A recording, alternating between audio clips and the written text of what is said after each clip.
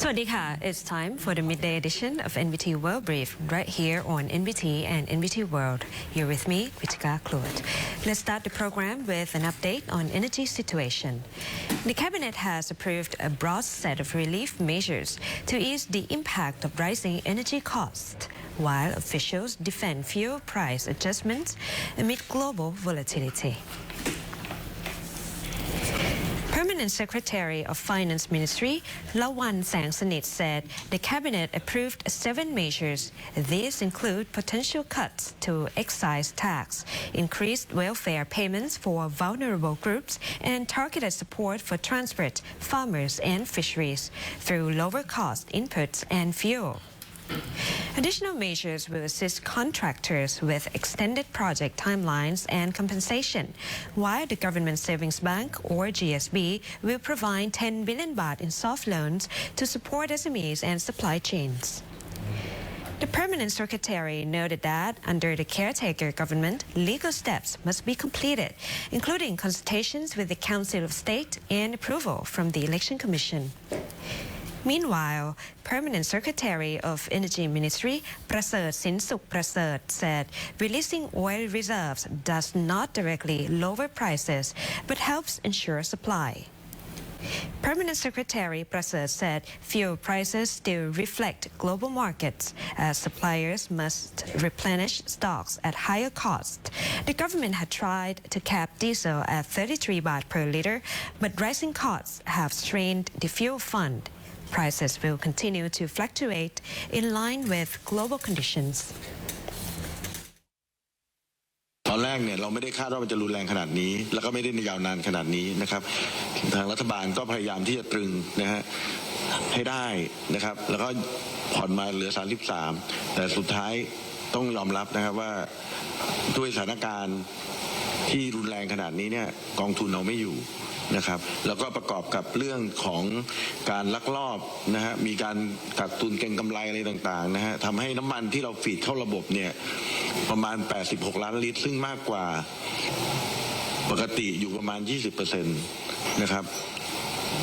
หายไปไม่หายไปครับก็มีการเอาไปใช้แหละนะครับหรือไปเก็บสำรองไว้ใช้ต่อไปนะฮะก็ต้องนำเรียนว่าทางรัฐบาลเองเนี่ยไม่ได้อยากจะให้เกิดผลกระทบนะครับก็เลยตึงราคามาตลอดถามว่าถ้าจะไปถึง50ไหมอันนี้ผมตอบไม่ได้อาจจะลงมาเลยก็ได้ถ้าเขาหยุดลบนะครับงั้นราคาจากนี้ไปเนี่ยก็จะขึ้นอยู่กับสถานการณ์นะครับสถานการณ์ดีขึ้นเดี๋ยวลดภาษีก็ลดราคานะครับงั้นมันก็มีทั้งบวกและลบนะครับจากนี้ไป The Transport Ministry of Thailand is introducing targeted support measures for the transport sector, focusing on real usage to ease rising operating costs. Permanent Secretary for Transport Ministry Shayatham Promson said the measures will focus on 2 main groups, cargo trucks and public buses. Support will be calculated based on actual usage, tracked through existing GPS systems for trucks, with payments transferred directly via prompt pay. A similar approach will apply to public transport operators. For smaller public vehicles and motorcycle taxis, operators must register with the Department of Land Transport to enter the tracking system and receive usage-based subsidies. During the upcoming Songkran or Thai New Year festival, the Prime Minister is encouraging people to use public transport to reduce private car use. Transport authorities, including Transport Company Limited, have prepared sufficient buses to meet travel demand. The government has also proposed designated fuel stations for public transport in all provinces, while the Energy Ministry will ensure adequate fuel supply to support services nationwide. Thailand has adjusted its fuel fund structure, cutting diesel subsidies while revising contribution rates for other fuels to maintain energy stability. The Fuel Fund Committee announced a new adjustment, reducing diesel subsidies to 16.02 baht per liter, effective March 27th. The move follows a policy framework set by the National Energy Policy Committee to ensure stable fuel prices, maintain supply, and support the country's energy security. Officials say the measure is short-term and aims to reflect actual market costs while minimizing disruption to the free market. Under the new structure, gasoline contributions to the fund have been raised to 5.50 baht per liter with no subsidies. Subsidies for gasohol have been reduced, with 91 and 95 receiving 0.56 baht per liter and E20 at 3.54 baht. Diesel subsidies were cut from 19.12 baht to 16.02 baht per liter, while B20 diesel remains supported at 18.94 baht per liter. Officials said the latest adjustment will not immediately affect retail fuel prices. The private sector is raising concerns over rising energy costs, warning of broader economic impacts as tensions in the Middle East continue. The Thai Chamber of Commerce said ongoing conflict in the Middle East is pushing up global energy prices, with domestic oil costs rising in line with market mechanisms.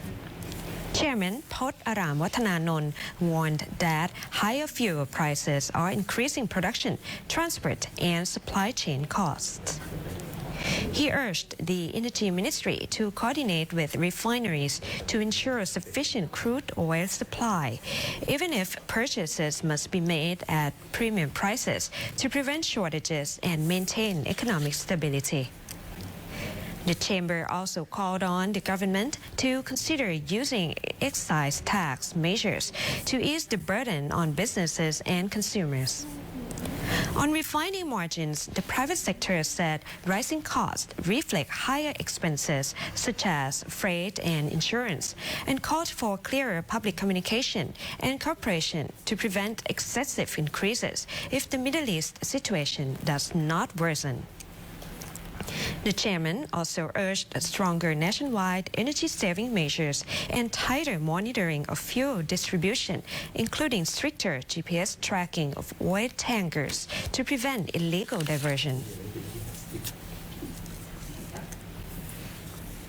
As tomorrow marks the one-year anniversary of the major earthquake in Bangkok, the Bangkok Metropolitan Administration, or BMA, has upgraded its command center to strengthen round-the-clock safety monitoring across the capital. Deputy Governor Tawida Kamonwet led a tour of the BMA Command Center, now operating 24/7 with integrated data for real-time incident monitoring and public alerts. The system tracks traffic, weather, flooding, pollution, emergency units, hospitals, and vulnerable groups. The Deputy Bangkok Governor said the system had existed but was incomplete. The earthquake a year ago prompted a review of building safety and stricter construction oversight. She added that the city is now better prepared, though full readiness is never absolute, with efforts focused on improving speed and accuracy. The city has upgraded its rescue teams to international standards, expanding rapid response Borderlands units, and plans 5 new fire stations by 2027.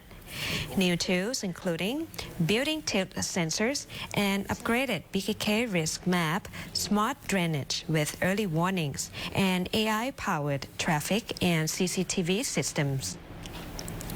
Water management upgrades include a digital and smart drainage system with early warning tools linked to a central control system. Traffic systems now feature adaptive signals, AI-powered CCTV, and real-time emergency mapping. More than 65,000 cameras are being integrated with AI, including pilot projects with the Central Investigation Bureau. Officials said the goal is a faster, smarter, and more coordinated safety system. That is it for our midday edition of NBT World Brief. You can stay updated with the latest developments right here on NBT and NBT World. For more stories, simply scan the QR code on your screen to access our full coverage across all media platforms. Until next time, I'm Kritika Kluat. สวัสดีค่ะ